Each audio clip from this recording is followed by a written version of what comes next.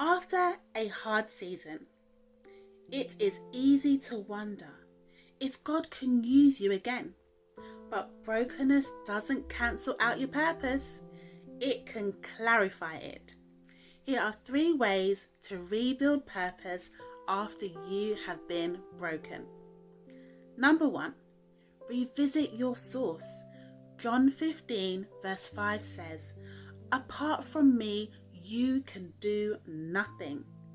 Purpose begins with connection, not performance.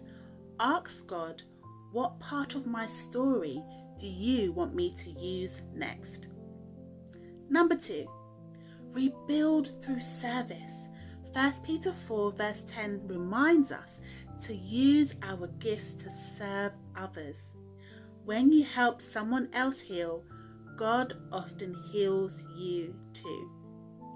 Number 3, reframe your story. Genesis 50 verse 20 says, "What was meant for harm, God can use for good." Your pain doesn't disqualify you. It equips you to reach others. So, in the comments below, type in "purpose restored."